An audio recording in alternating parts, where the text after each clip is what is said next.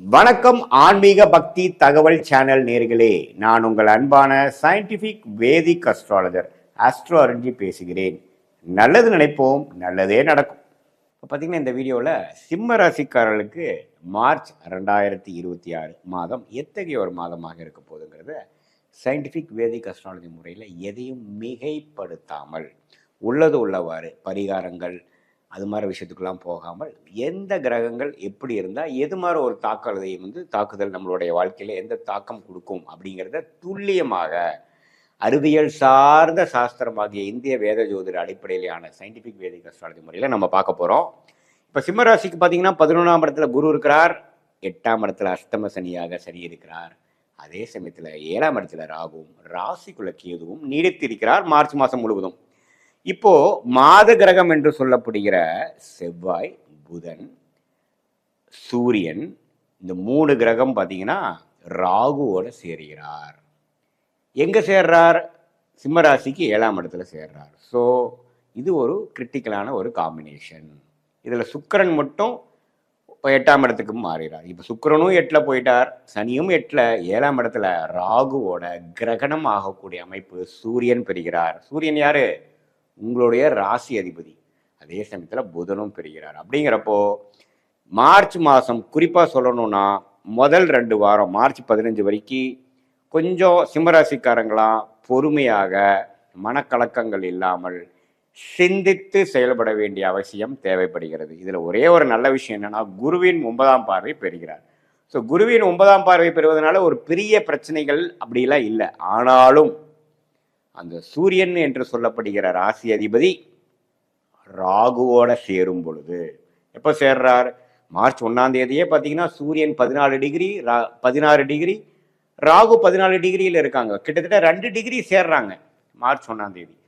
So அப்படி சேரும் பொழுது ராசி அதிபதியே ராகுவோட சேரும் பொழுது, அதே சமயத்தில் செவ்வாயும் பக்கத்திலேயே உங்களுக்கு இருக்கும் பொழுது, உங்களுக்கு கொஞ்சம் நீங்கள் யாரை டீல் பண்ணுறீங்க வாழ்க்கையில், நீங்கள் அன்றாட வாழ்க்கையில் சந்திக்கக்கூடிய யார்? உங்களுடைய ஸ்பவுஸ், கணவனாக இருந்தால் மனைவி, மனைவியாக இருந்தால் கணவன், அதே மாதிரி உங்களுடைய பங்குதாரர்கள், கிளைண்ட்ஸ், கஸ்டமர்ஸ், எல்லாமே உங்களுடைய வேலையாட்கள் யாரை நீங்கள் டெய்லி மீட், அவங்களோட பிள்ளையெல்லாம் பார்த்தீங்கன்னா சில சங்கடங்கள் சில பிரச்சனைகள்லாம் வந்துட்டு போகிற மாதிரி இருக்கும். வந்து நீடிக்காது, வந்துட்டு போகிற மாதிரி இருக்கும். ஏன்னா குருவின் பார்வை நிவர்த்தி.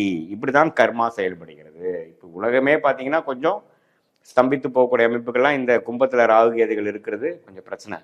அதே சமயத்தில் சிம்மராசிக்காரர்களுக்கு உங்கள் தனி மனித ஜோதிடத்துக்கு உங்கள் ராசி அதிபதியே கொஞ்சம் பாதிப்புள்ளாகிறதுனால கொஞ்சம் கவனமாக இருக்கக்கூடிய அமைப்பு இருக்குது. பட் குருவின் பார்வையினால பெரிய வாழ்க்கையை பிரட்டி போடுற அளவுக்கு ஒன்றும் நடந்துடாது.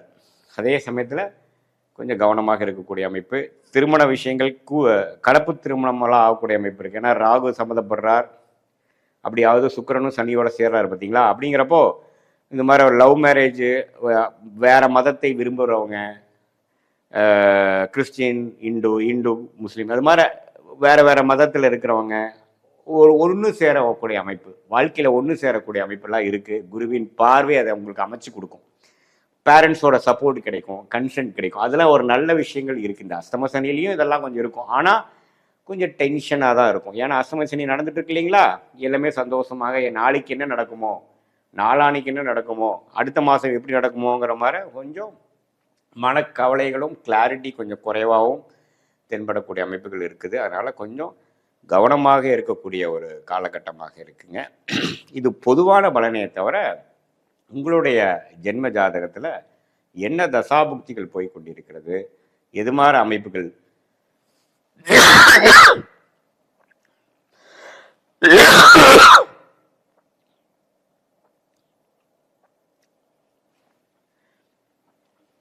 உங்களுடைய ஜென்ம ஜாதகத்தில் என்ன மாதிரி தசாபுக்திகள் போய் கொண்டிருக்கிறது, உங்களுடைய லக்னம் என்ன, நீங்கள் எந்த நேரத்தில் எந்த தேதியில் எந்த ஊரில் பிறந்தீங்கிற ஜாதகத்தை வச்சு பார்க்கும் பொழுது துல்லியமாக சொல்ல முடியும். இப்போ நம்ம பார்த்தது பார்த்தீங்கன்னா பொதுவான பலனே தவிர உங்களுடைய ஜாதகத்தில் எது மாதிரி தசாபுக்திகள் போகுது, அந்த தசநாதன் இப்போ கோச்சாரத்தில் நம்ம பேசுறதுல எப்படி இருக்கார், புக்திநாதன் இப்படி இருக்கிறாருங்கிறதெல்லாம் சேர்த்து வைத்து பார்க்கும் பொழுது உன்னுமே துல்லியமான பலன்கள் ஷார்ட் டேர்ம் எப்படி இருக்கு, அடுத்த ஃபியூ மந்த்ஸ், அடுத்த சில மாதங்கள் எப்படி இருக்கிறது, அடுத்த சில ஆண்டுகள் எப்படி இருக்குது, எது மாதிரி விஷயங்கள் வந்து லாங் டேர்மில் இருக்குது, எது மாதிரி விஷயம் ஷார்ட் டேர்ம் இருக்குங்கிறது உங்களுடைய ஜாதகத்தை துல்லியமாக சயின்டிஃபிக் வேதிக் அஸ்ட்ராலஜி முறையில் போட்டு துல்லியமான பலன்கள் நம்ம எடுத்து அது மூலமாக எந்த நேரத்தில் எது செய்யலாம், எது நடக்கும், எந்த நேரம் வரைக்கும் நம்ம வெயிட் பண்ணணும், எப்போ நடந்துட்டா பரவாயில்ல, எப்போ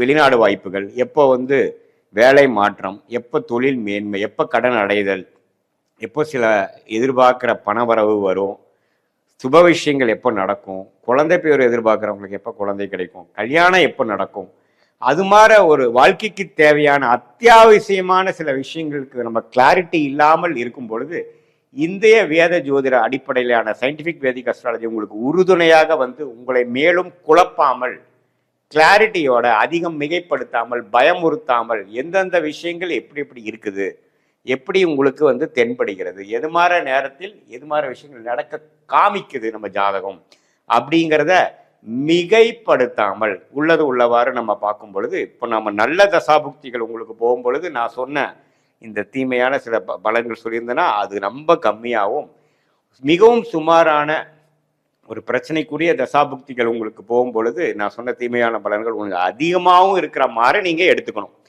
ஆனால் உங்களோட ஜென்ம ஜாதகத்தை துல்லியமாக பார்க்கும் பொழுது தான் முழுமையான அக்யூரேட்டான ப்ரெடிக்ஷன் பண்ணி அது பிரகாரம் நம்ம வாழ்க்கையை திட்டமிட்டு தேவையற்ற பண விரயங்கள், தேவையற்ற பொருள் விரயங்களை தவிர்த்து கரெக்டாக நம்மளுடைய பொட்டென்ஷியல் என்ன, நமக்கு தகுதி என்னவோ அதை மேலும் நாம் ரெட்டிப்பாக்கி நம்மளுடைய பலனை, நம்மளோட ரிசல்ட்டை ரெட்டிப்பாக்குற விஷயங்கள் எப்படி, அதுக்கு டைமிங் என்ன, எந்த நேரத்தில் எது செஞ்சோம்னா நமக்கு கரெக்டாக விழும் அப்படிங்கிறதை தெரிந்து நம்மளுடைய ஃபார்ச்சுனேட்டான ஃபீல்டு என்ன, நமக்கு வரக்கூடிய அருமையான துறை எது நமக்கு லாபத்தை கொடுக்கும், எது நமக்கு சரி வராது, வேலையா தொழிலா, எது மாதிரி விஷயங்கள்ங்கிறதெல்லாம் நம்ம ஜாதக அடிப்படையிலான ஒரு கிரகம் நம்ம ஜாதகத்தில் எப்படி இருக்குது, ஸ்தான பலம் எப்படி இருக்குது, திக்பலம் என்ன இருக்குது, குருவின் பார்வை யார் யாருக்கு கிடைக்கிறார் அப்படிங்கிறதெல்லாம் சேர்த்து வைத்து பார்க்கும் பொழுது நம்மளுடைய ஜாதகத்தில் எந்த கிரகம் ரொம்ப ஃபார்ச்சுனேட்டாக யோகமாக இருக்கோ அந்த கிரகத்தின் சார்ந்த தொழிலோ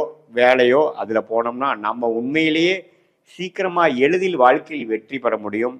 அதே சமயத்தில் நமக்கு வேணுங்கிற ரெகக்னிஷன், நம்மளுடைய பொட்டென்ஷியல் என்னவோ அதை வந்து தேவையற்ற விஷயத்தில் போய் அதை செலவிட்டு சமய விரயங்கள் பண விரயங்கள்லாம் பண்ணாமல் ஈஸியாக நம்மளுடைய எளிதில் எதிர்நீச்சலே போடாமல் நம்மளுடைய கர்மா என்ன சொல்லுதுங்கிறதை தெரிந்து அதுக்கு தகுந்த மாதிரி நம்மளுடைய லைஃப் கோல்ஸ், வாழ்க்கை குறிக்கோள்களை அலைன் பண்ணிட்டோம் அப்படின்னா நம்மளுடைய இந்திய வேத ஜோதிட அடிப்படையிலான சாஸ்திரம் மூலமாக நம்மளை பற்றி நாமளே தெரிந்து கொண்டு நம்மளுடைய கர்மாவை தெரிந்து கொண்டு வாழ்க்கையில் தேவையற்ற விஷயங்களை தவிர்த்து தேவையான விஷயங்களை சரியான நேரத்தில் செய்து வாழ்க்கையில் வெற்றி பெற முடியும் என்று சொல்ல விரும்புகிறேன்.